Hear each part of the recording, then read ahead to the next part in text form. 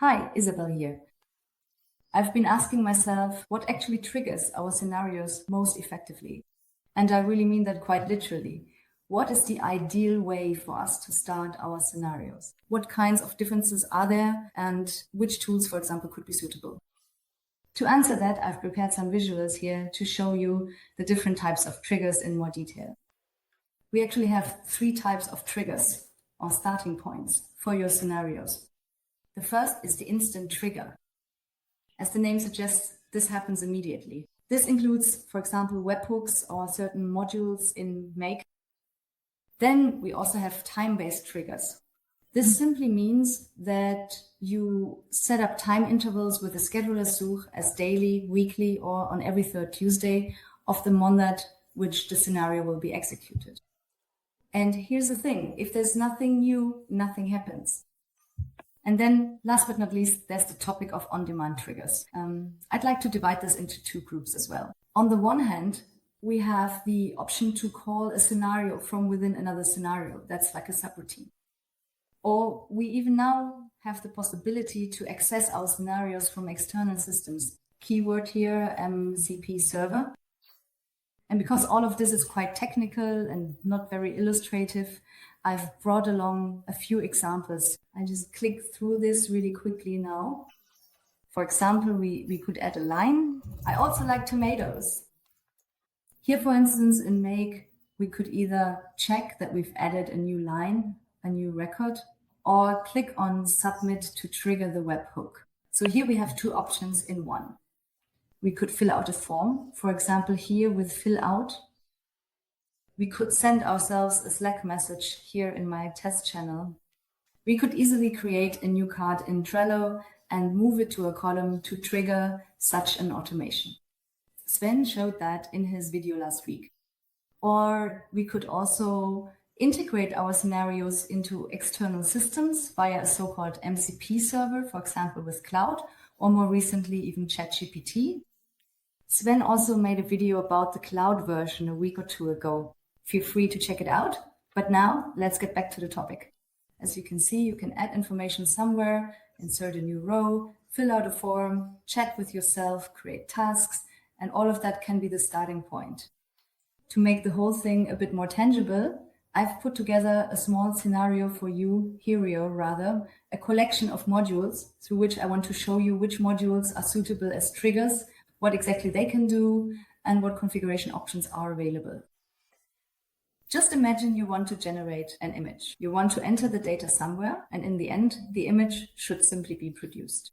I've simulated that here, and all these modules appear up to ChatGPT, basically ideas for triggers. This one down here is simply setting a variable.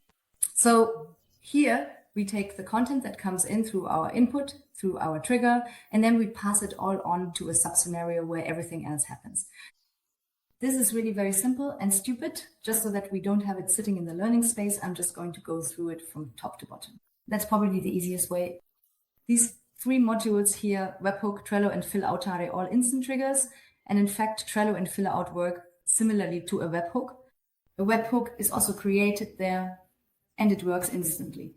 You can recognize that by the lightning bolt because data is passed on directly.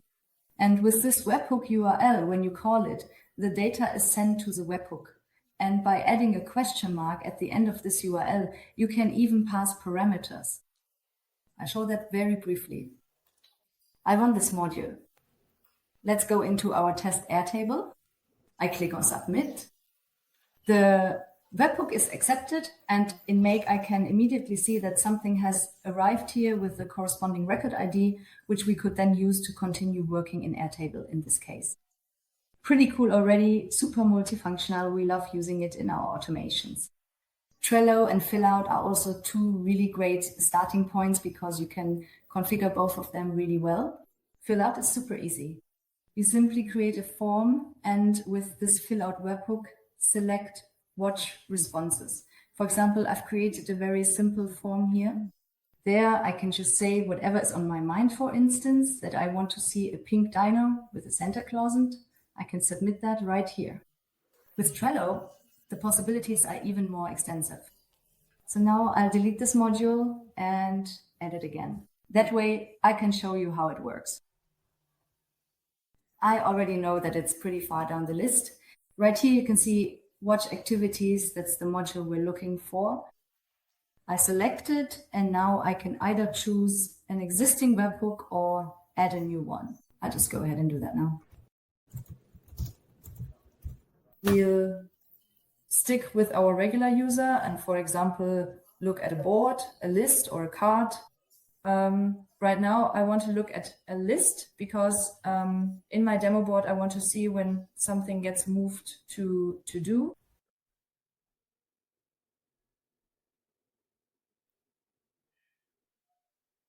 And I only want to know specifically when a card is updated or when a completely new card is added to the system.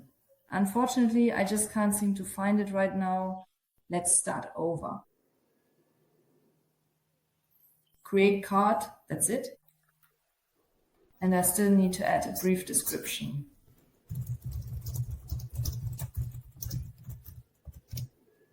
Then I can save it, and I've already created the corresponding webhook.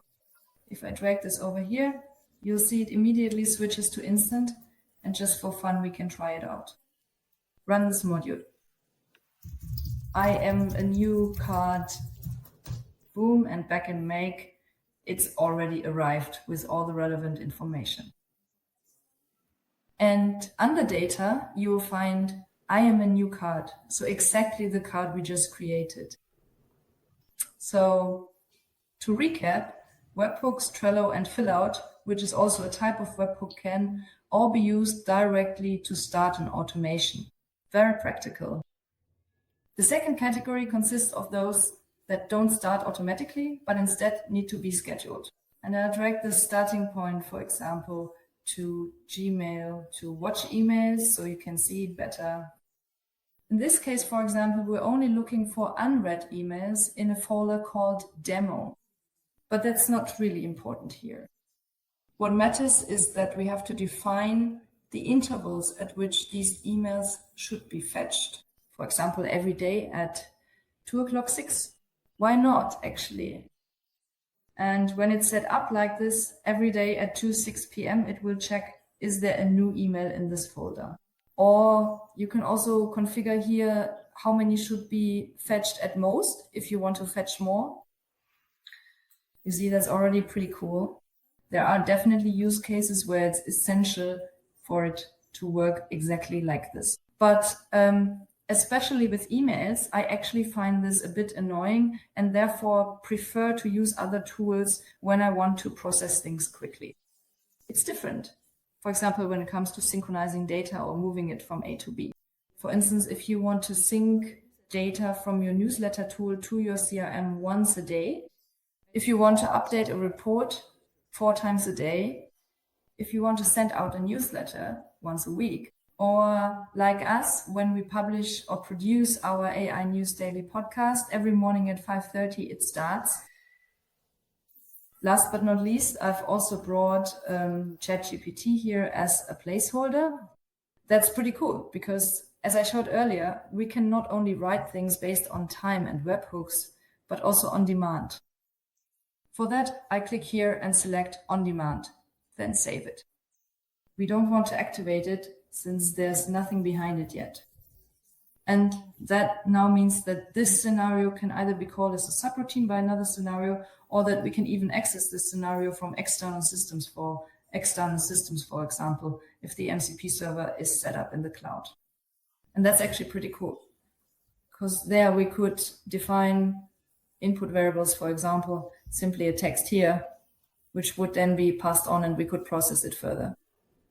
This is a really cool trigger that allows us, for example, and I've also made a video about this too, have just one image generator that can be called by different scenarios and thus serves all of them.